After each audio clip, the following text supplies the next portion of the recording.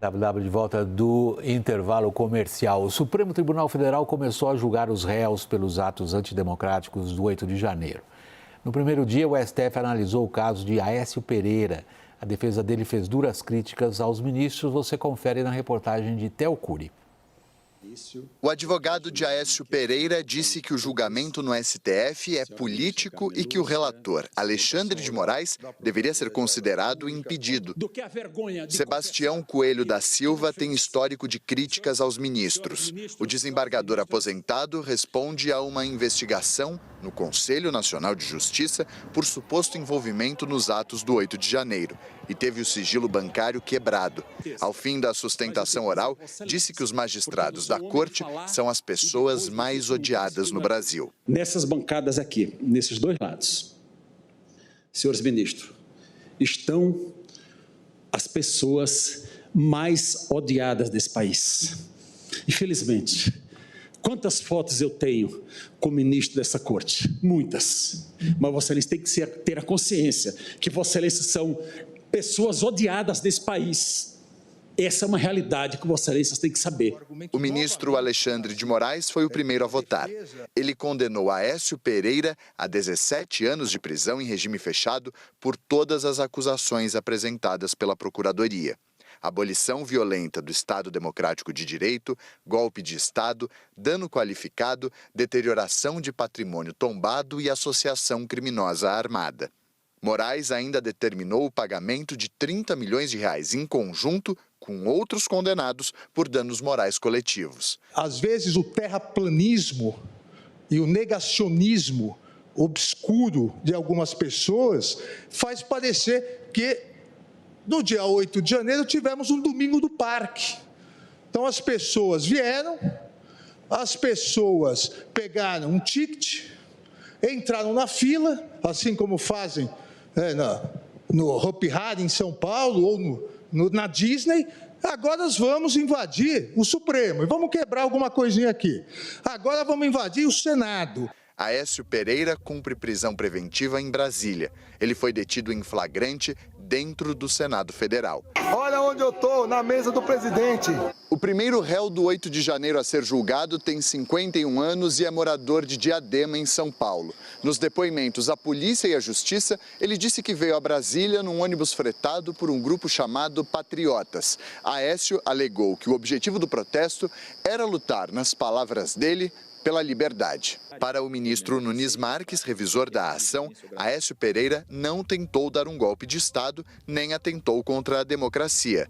Mesmo assim, condenou o réu por outros crimes: dano qualificado e deterioração de patrimônio tombado, com pena de 2 anos e 6 meses em regime aberto. As lamentáveis manifestações ocorridas no dia 8 de janeiro de 2023, apesar da gravidade do vandalismo, não tiveram alcance de consistir em uma tentativa de abolir o Estado de Direito. Um grupo difuso e descoordenado de manifestantes, vários deles motoboys, ambulantes, vendedores, entregadores, prestadores de pequenos serviços, donas de casa, aposentados, não teria qualquer condição de atuar no sentido da consecução desse crime.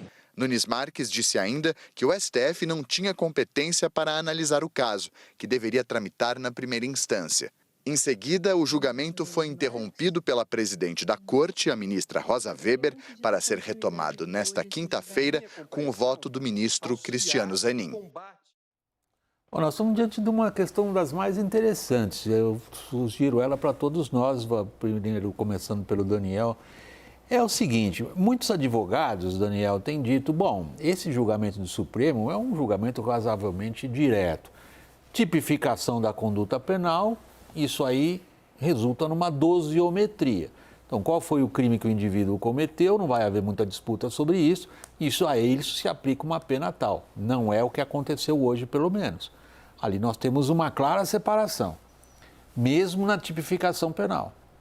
Como o nosso colega mais cedo disse, né, o Yuri Pita, um condenou um golpista, outro condenou um vândalo. E as consequências políticas disso, Daniel? Essa é a questão. Pois é, William, uma coisa que me impressionou muito também ao longo desse processo nos últimos meses, conversando reservadamente com ministros do Supremo Tribunal Federal, No início, tinha uma dúvida, nós vamos julgar aqui os mais de 1.000 que foram presos aqui e estão sendo denunciados? Nós vamos julgar só os financiadores e os organizadores? Nós vamos julgar quem? E aí tinha ministro, por exemplo, que defendia, não, tem que mandar tudo para a primeira instância. O Supremo Tribunal Federal não pode ficar fazendo ali audiências, ouvir defesa, ouvir acusação de 1.000 pessoas. Tinha gente que defendia que só os organizadores e os financiadores fossem julgados no Supremo Tribunal Federal. E quem está sendo julgado agora são 4 pessoas ali totalmente periféricas, né? 4 acusados, 4 réus totalmente periféricos no que ocorreu no 8 de janeiro, mas fizeram parte, né?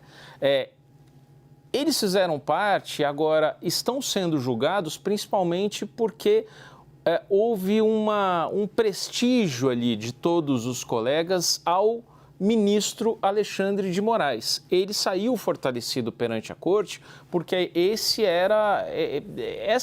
era a tese dele, esse era o desejo dele, de submeter a julgamento todas as pessoas. Então, quem discordava disso no Supremo não levantou nenhum ponto, não levantou nenhuma objeção, independentemente da condenação. Agora, me parece, inclusive essa foi uma apuração da nossa colega Thais Arbex, que deve haver um meio do caminho, que os próximos votos devem ir num ponto intermediário entre os 17 anos pedidos por Alexandre de Moraes e os 2 anos e meio pedidos por Cássio Nunes.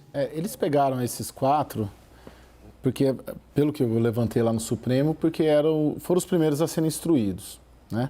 A gente até debateu mais cedo, né? Se seriam os mais radicais.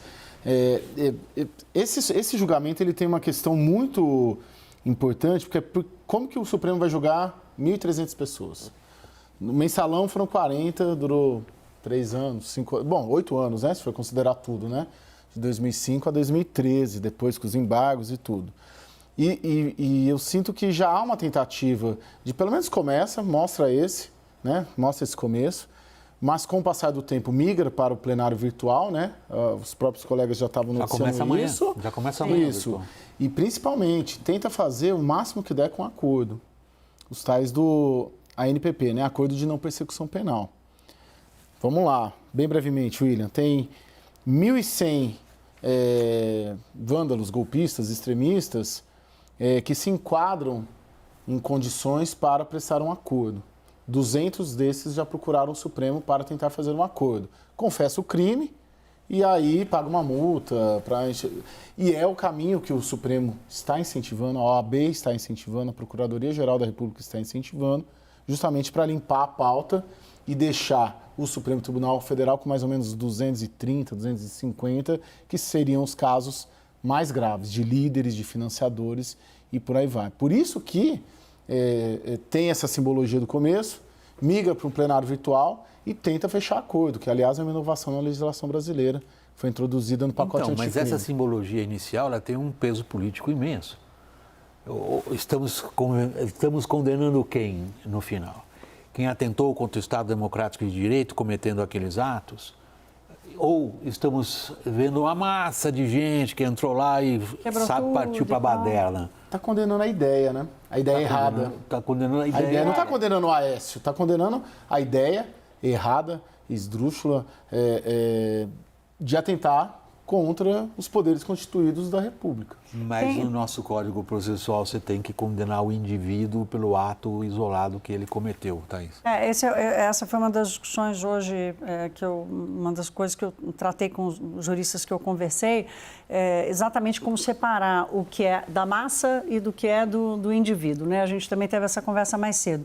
Agora, tem uma personagem que eu quero trazer aqui para esse debate, que é a opinião pública. Porque a percepção sobre a punidade ou a impunidade é que vai dirigir as pessoas... a simbologia, qual o caso Exato, exatamente. É que vai dirigir as pessoas à ação e reação a partir daqui.